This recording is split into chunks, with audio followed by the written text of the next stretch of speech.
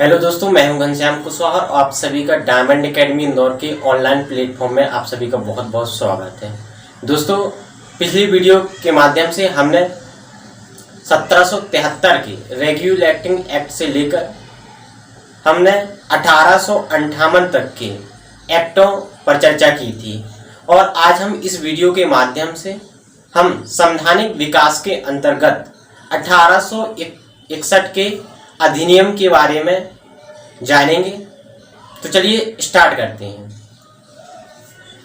दोस्तों, इस अधिनियम जो प्रथम बिंदु है वह है कि इस अधिनियम के अंतर्गत पोर्टफोलियो प्रणाली की शुरुआत की गई थी। दोस्तों, पोर्टफोलियो को हम विभागीय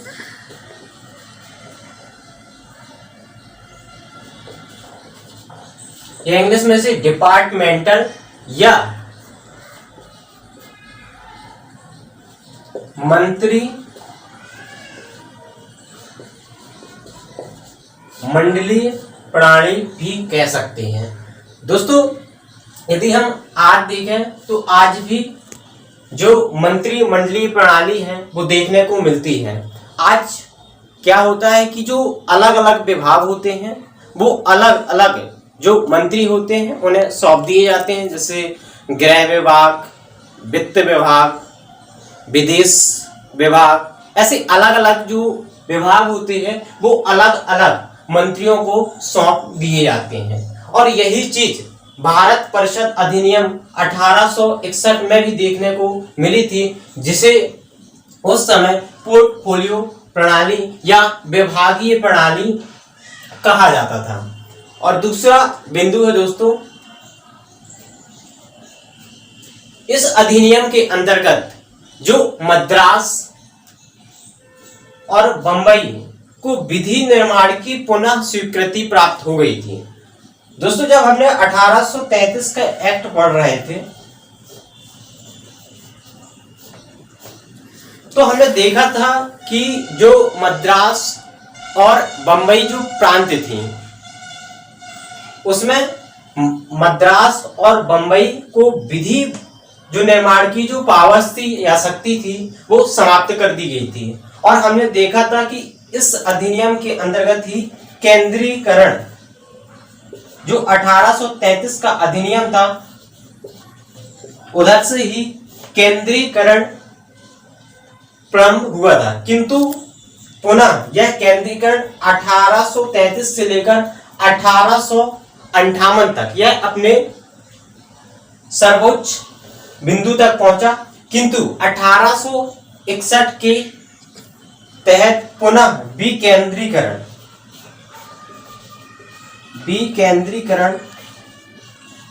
की प्रक्रिया स्टार्ट हुई। अर्थात जो विधि निर्माण की शक्ति थी अब वो केवल केंद्र तक सीमित नहीं थी। अब जो प्रांत होते थे जैसे मद्रास और बंबई, उन्हें पुनः विधि निर्माण की पावर मिल चुकी थी। इसका तीसरा बिंदु है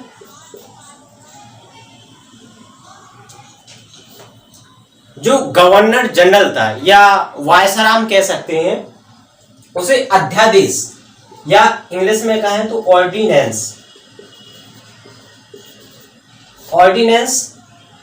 पावर प्राप्त हो चुकी थी। किंतु यह जो ऑर्डिनेंस या अध्यादेश जो शक्ति थी वो कुछ विषयों तक ही सीमित थी और यह पावर जो गवर्नर जनरल था या वायसराय था उसे यह प्राप्त थी। गवर्नर जो जनरल था या वायसराय,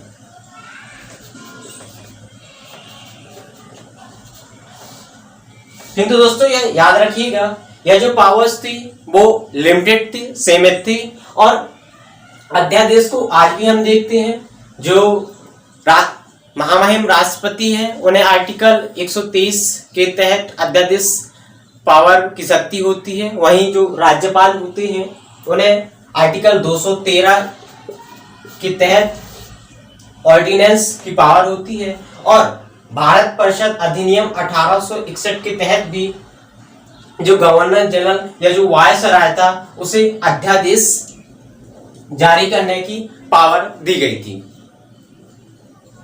इसके अलावा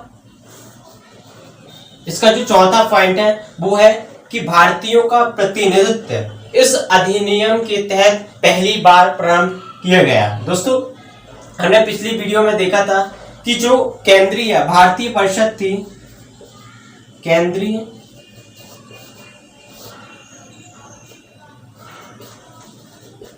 विधान परिषद, जैसे भारतीय विधान परिषद भी कहा जाता था, इसमें 1861 के एक्ट के तहत नरेंद्र सिंह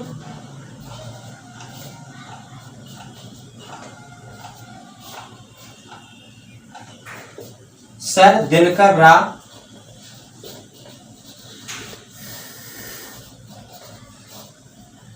और राजा देवनारायण सिंह, राजा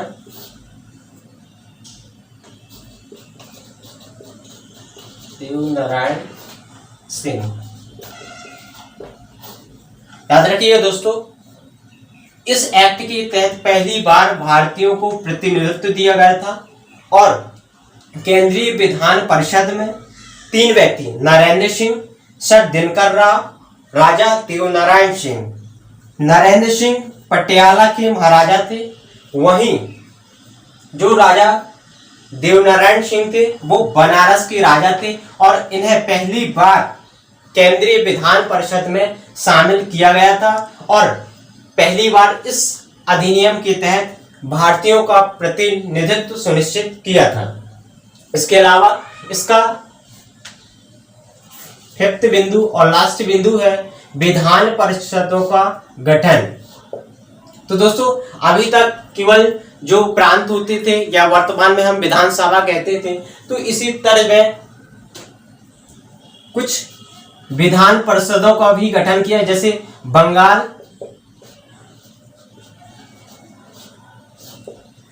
और मद्रास इसके एग्जाम्पल हैं। बंगाल और मद्रास में विधान परिषदों का गठन किया गया था। दोस्तों, इस प्रकार हमने देखा कि जो 1861 के तहत है, तो यहाँ पर पोर्टफोलियो या विभागीय प्रणाली की शुरुआत की गई।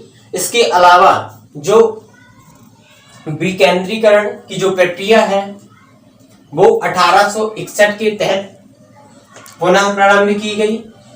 इसके अलावा जो पहली बार गवर्नर जनरल या वायसराय को जो अध्यादेश जारी करने की जो पावर थी, उसे भारत परिषद अधिनियम 1861 के तहत प्राप्त हुई। इसके अलावा पहली बार भारत परिषद अधिनियम 1861 के तहत भारतीयों का प्रतिनिधित्व शामिल किया गया, जिसके अंतर्गत राजा नरेंद्र सिंह, सर दिनकर राव और राजा देवनारायण सिंह को प्रतिनिधित्व दिया गया। इसके अलावा इसका अंतिम बिंदु है कि भारतीय परिषद अधिनियम 1861 के तहत बंगाल और मद्रास में विधान परिषदों का गठन किया गया। तो दोस्तों, इस प्रकार हमने 1861 के अधिनियम पर चर्चा की और आशा करता हूँ कि यह वीडियो आपको पसंद आया होगा।